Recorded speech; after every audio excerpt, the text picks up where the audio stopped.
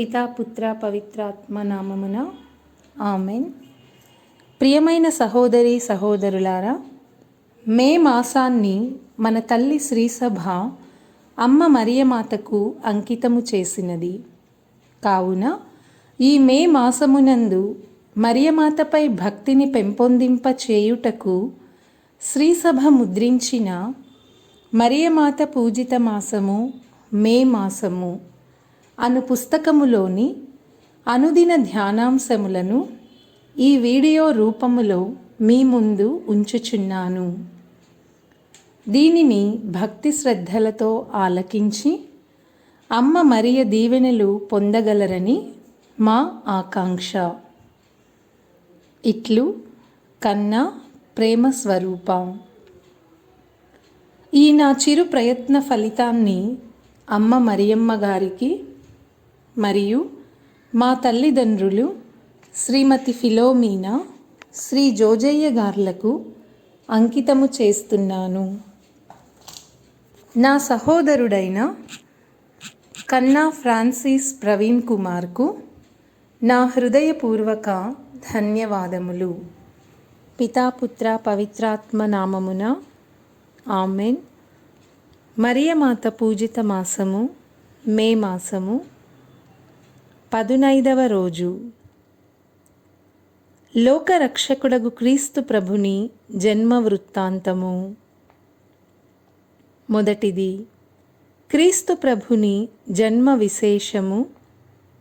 రెండవది, క్రీస్తు ప్రభుని దారిద్ర్యము. మూడవది, మరియ జోజేపుల ఆరాధన. మొదటిది, క్రీస్తు ప్రభుని జన్మ విశేషము. కన్య మరియమ్మ నజరేతు నుండి బెత్లెహేమునకు నిండు చూలాలై పయనించినది. ఆమెకిప్పుడు నవమాసములు నిండినవి. మరియా జోజేపులిప్పుడు ఊరి బయట ఒక పశువుల పాకలో నివాసము చేయుచున్నారు. దేవదేవుడు మనుజుడై తన కడుపున పుట్టుచున్నాడు. తన కడుపున పుట్టు ఆ మహానుభావుడు ఎట్లుండునో చూడగోరి ఉవ్విళ్ళూరుచున్నది కన్య మరియ. ఆ దివ్యానుభూతిని పొందనున్న సంతోషములో ఆ దినమున కన్య మరియమ్మకు నొప్పులు కూడా తెలిసినవి కావు. తన కన్యత్వము భద్రముగా నుండగా దేవదేవుడైన వానిని, భూపరమండలముల రాజైన వానిని, లోకరక్షకుడైన వానిని, క్రీస్తును, మహా తేజోవంతుడైన దివ్యబాలుని కన్య మరియ పశువుల ఘాటిలో ప్రసవమైనది. పరమండలమునందు సర్వేశ్వరునికి మహామహిమయు, భూలోకములో సహృదయులకు శాంతియు కలిగినవి. అప్పుడు ఆ మహాసాధ్వి దేవమాత దివ్య బాలుని ఎత్తుకొని తన హృదయమునకు హత్తుకొని భక్తి ప్రేమలతో ముద్దాడినది. సర్వేశ్వరుడు తన యందు సంకల్పించిన కార్యము ఈ దాసురాలి యందు నెరవేరినదను ఆనందమును పొంది సంతృప్తి నొందినది. పరమండలము నుండి దూతలు పాడిన స్తుతి గీతములతో మరియమాత హృదయానంద గీతికలు కలసిపోయినవి. సకల లోక సృష్టికర్తయు రక్షణదాతయును అగు ఆ దివ్య బాలుడైన దైవసుతుని భక్తి ప్రేమలతో నమస్కరింతము. ఆ దివ్య మాతకు కలిగిన మహాభాగ్యమును మనమందరమును కొనియాడుదము. రెండవది, క్రీస్తు ప్రభుని దారిద్ర్యము. సకల సృష్టి స్థితి లయకారకుడైన ఆ స్వర్గలోక ప్రభువు నవవిలాస సన్మనస్కుల సమూహములచే నిత్యము ఆరాధనలందుకొని వెలుగుచున్న సర్వలోకాధీశుడు తనకున్న సకలమును వీడి మర్త్యలోకమున సామాన్య మానవుడై జన్మించెను. రాజు దివిని వదలి నిరుపేద బడుగుగా దీనుడై ఒక పశువుల పాకలో జన్మించుట నిజముగా మనము ధ్యానించవలసిన విషయము. సూర్యచంద్ర నక్షత్రాదులను సహితము వాటి వాటి తగిన స్థానములో నిలిపి ప్రకాశింపచేసెను. కానీ తనకొక చక్కని జన్మస్థలమును చూచుకొన చిత్తగించలేదు. మెత్తని పాన్పులు, వజ్రమాణిక్యంబు భరితములు సేవికా సేవికలు కోరుకున్నవాడు కాక, కఠిన శిలా నిర్మితమైన రాతి తొట్టి, అందుకొన్ని గడ్డిపోచలు, పొత్తిగుడ్డలు కలిగిన నీచ జంతువులైన గార్ధబ, వృషభ విసర్జిత దుర్గంధ దూసరియందు అతి దీనమైన జననమొంద నిశ్చయించినాడు. దారిద్ర్యానికి అమూల్యమైన వెల కట్టినాడు యేసు ప్రభువు. దారిద్ర్యము గలవారు భాగ్యవంతులు అని తాను చెప్పబోవు అష్టభాగ్యములలో దారిద్ర్యం ఒక భాగ్యమని తానే ముందు చూపించినాడు. ఈ లోకమున ధనధాన్య కనకాది ద్రవ్యములు, అర్హత, అంతస్తు, అధికారములు దైవప్రియములు కావని తన రాకతోనే తెల్పిన సర్వలోకాధీశుడు, సర్వత్యాగి క్రీస్తు ప్రభువు. ఆయనను వెంబడించువారు ఎట్లు ఉండవలయునని తన దైన్యత చేత చూపించినాడు ఆ క్రీస్తు. మూడవది, మరియ జోజేపుల ఆరాధన. దివ్య తేజోమయుడగు తమ ముద్దుల బాలుని చూచి మరియ జోజేపులు ఎంత ఆనంద పరవశులైరో వర్ణింపలేము. వారిది ఒక ప్రత్యేకమైన దివ్యానుభూతి. వారి ఆ అనుభూతిని ధ్యానించిన వారికి అందులో కొంత ఆనందానుభూతి కల్గునేమో. సర్వలోకాధిపతి జగన్నాథుడు, లోకరక్షకుడు, ప్రేమమూర్తి అయిన తమ దివ్య కుమారుని మరియా జోజేపులిరువురు మిక్కిలి అనురాగబద్ధులై భయభక్తులతో నమస్కరించి ఆయనకు చేయవలసిన సేవలన్నీయు అతి జాగరూకులై నిర్వర్తించిరి. ఇరువురు ఆ దివ్య బాలుని సేవకు తమ్ము తాము అంకితము చేసుకొనిరి. దివ్య బాలుని వినయమును తాము అనుసరించిరి. మరియమాత, మీ దీన దివ్యానుభూతిని నాకును కొంత దయచేసి నన్ను హృదయ సంతృప్తిని చేయుడని మిమ్ము ప్రార్థించుచున్నాను తల్లి.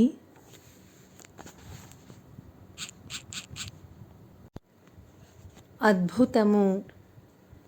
క్రీస్తు శకము 711 సంవత్సరమున తురష్కులు స్పెయిన్ దేశముపై దండెత్తిరి. స్పెయిన్ దేశ క్రైస్తవులు తురస్కులతో యుద్ధము చేసిరి కానీ వారిని జయింపలేకపోయిరి. దేశములో చాలా భాగము తురస్కుల వశమైనది. వారు అనేక మంది క్రైస్తవులను బానిసలుగా చేసుకొని నానా హింసలు పెట్టుచుండిరి. తక్కిన క్రైస్తవుల పరిస్థితి కూడా చాలా దుర్భరముగా నుండెను. మహమ్మదీయ మతమును పుచ్చుకొనవలెనని క్రైస్తవులను చిత్రహింసలు పెట్టుచుండిరి. ఆ ప్రాణహింసలకు తాళలేక అప్పటికే చాలామంది క్రైస్తవులు మహమ్మదీయ మతమును స్వీకరించిరి. వారి బాధలు చూచిన ప్రతివారి హృదయము దహించుకొని పోవుచుండెను. కొంతకాలము ఇట్లు గడిచినది. ఇట్టి క్లిష్ట పరిస్థితి నుండి రక్షింప దేవమాత చిత్తగించెను. అది ఎట్లనగా, ఆ స్పెయిన్ దేశమున ఒక కుటుంబములో నొలాస్కో అనునొక బాలుడు ఉండెను. అతడు పెరిగి పెద్దవాడై ఒక గొప్ప చరిత్రను సృష్టించి గొప్ప పేరు తెస్తాడని తల్లిదండ్రులు అతనిపై ఆశలు పెట్టుకొని ఉండిరి. బిడ్డను అల్లారు ముద్దుగా పెంచుచుండిరి. కాని వారి ఆశ అడియాస అయినది. తమ బిడ్డ గొప్పవారి ఛాయలకే పోవ ఇచ్చగించలేదు. నిత్యము పేదవారితోనే ఉండి వారికి సహాయపడుచుండెను. రాను రాను ఇల్లు మరచి ఊరూరు తిరుగుచు ఊరూరి దేవాలయముల సందర్శించుచు రాత్రనక పగలనక నిద్రాహారములయందు శ్రద్ధ లేక ప్రార్థనయే ఆహారముగా గడుపుచు తిరుగుచుండెను. నొలాస్కో యుక్త వయస్కుడాయెను. తురకల చేతిలో క్రైస్తవులు అనుభవించుచున్న దుర్భర బాధలను గూర్చి విన్నాడు. అతని హృదయం బ్రద్దలైనది. తన సహోదర క్రైస్తవుల విముక్తికై కఠిన తపస్సు చేసి సుదీర్ఘ ప్రార్థనలు చేశాడు. తండ్రి ఇంట తనకు రావలసిన ఆస్తినంతటినీ ఈ నిర్భాగ్య క్రైస్తవుల విముక్తికై వెచ్చింప నిశ్చయించినాడు.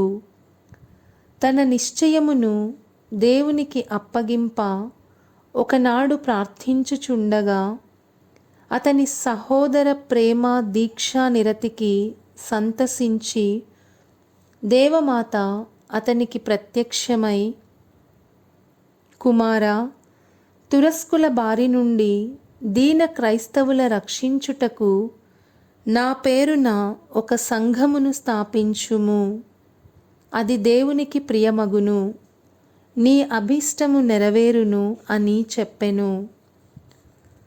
ఆ రాత్రి అందే దేవమాత స్పెయిన్ దేశపు రాజగు యాగప్ప అనువారికిని రైమండ్ అనునొక పుణ్యాత్మునికిని దర్శనమిచ్చి వారిరువురు నెలెస్కో తలపెట్టు కార్యమునకు తోడ్పడవలెనని సెలవిచ్చెను. ఈ మువ్వురు ఏకమై ఉపకారమాత అను సభను స్థాపించిరి. ఈ సభలో చేరువారు బానిసలైన క్రైస్తవుల విముక్తికై పాటుపడవలెను. అవసరమైనచో వారే బానిసలై క్రైస్తవులను విడిపింపవలెను. ఇట్టి త్యాగము మానవాతీతము. అయినను దేవమాత ప్రేరేపణ వలన అనేకులు ఆ సభలో చేరి అసంఖ్యాకులను తురకుల బానిసత్వము నుండి విముక్తి చేసి వారి గృహములకు సంతోషముగా పంపిరి. అదిగాక క్రైస్తవులిచ్చు ధర్మము చేత తురకులకు డబ్బు ఇచ్చి అనేక బానిసలను విముక్తులను చేసిరి. ఇవి అన్నీయు మరియమ్మ గారి పేరున కొనసాగించిరి. ఈ సభలోని సన్యాసులు దేవమాత పేరిట చేసిన గొప్ప కార్యములను చూచి అప్పటి పాపుగారు ఉపకారమాత పండుగను నెలకొల్పిరి.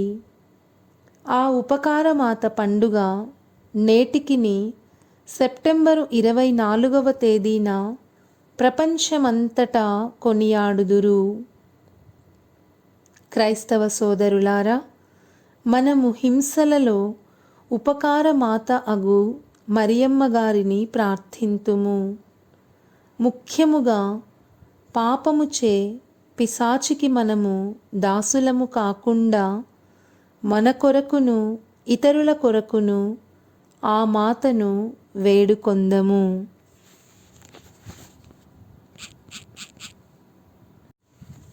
జపము. ఉపకారమాత, దేవదేవుడగు దివ్యబాలుని ఎత్తుకొని ప్రేమతో ముద్దాడి నీవు మానవులందరిలో భాగ్యశాలివైతివి. తల్లి, నీ చేతులలో బాలయేసును చూచినప్పుడు భయము వీడి ఆ బాలుని పాదములు సమీపింప సాహసించుచున్నాను. నేను లెక్కలేని పాపముల కట్టుకొంటిని. మీ కుమారుడు నా కొరకు దీనుడై పశువుల పాకలో పుట్టి నా పాపముల మన్నింప నన్ను అతడు పిలుచుచుండగా నాకు భయమేలా? నా పాపములకు మన్నింపు దయచేయుటకే ఆయన మనుజుడై పుట్టగా నా పాపముల క్షమింపడని శంకయేలా? నిండు మనస్సుతో ఆయనను ప్రేమించిన వారికి అవశ్యము రక్షణ కలదని నమ్ముచున్నాను. ఆ దివ్య బాలుని ప్రేమకు నేనర్హుడనగుటకు ఈ లోకము, పిశాచి, శరీరము అనుజ్ఞాన శత్రువులను జయింప నాకు సహాయము చేయుమని దీనుడనై నిన్ను ప్రార్థించుచున్నాను తల్లి. ఆమెన్. పునీత బెర్నార్డు గారు వేడుకొనిన జపము. మిక్కిలి నెనరుగల తల్లి, మీ శరణుగోరి పరిగెత్తుకొని వచ్చి మీ ఉపకార సహాయమును అడిగిన వారిలో ఒక్కరైనను మీ వలన చేయి విడువబడినట్లు ఎన్నడూనూ లోకములో వినినది లేదని తలంపనవధరించండి. కన్యకల రాజ్ఞి, దయారసము గల తల్లి, ఇటువంటి నమ్మిక చేత ప్రేరేపింపబడి మీ పాదములను సమీపించి వచ్చుచున్నాను. నిట్టూర్పు విడిచి ప్రలాపించి ఏడ్చెడు పాపి అయిన నేను మీ దయకు కాచుకొని మీ సముఖములో నిలుచుచున్నాను. మనుష్యావతారమెత్తిన సుతుడైన సర్వేశ్వరుని తల్లి, నా విజ్ఞాపమును త్యజింపక దయతో అంగీకరింపనవధరించండి. ఆమెన్. జన్మ పాపము లేక ఉద్భవించిన పరిశుద్ధ కన్య మరియమ్మ, పాపులకు శరణమా, ఇదిగో పరిగెత్తి వచ్చి మీ శరణు జొచ్చితిమి. మా మీద దయగా నుండండి, మా కొరకు మీ దివ్యకుమారుని వేడుకొనండి. జన్మ పాపము లేక ఉద్భవించిన పరిశుద్ధ కన్య మరియమ్మ, పాపులకు శరణమా, ఇదిగో పరిగెత్తి వచ్చి మీ శరణు జొచ్చితిమి. మా మీద దయగా నుండండి, మా కొరకు మీ దివ్యకుమారుని వేడుకొనండి. జన్మ పాపము లేక ఉద్భవించిన పరిశుద్ధ కన్య మరియమ్మ, పాపులకు శరణమా, ఇదిగో పరిగెత్తి వచ్చి మీ శరణు జొచ్చితిమి. మా మీద దయగా నుండండి, మా కొరకు మీ దివ్యకుమారుని వేడుకొనండి. ఆమెన్.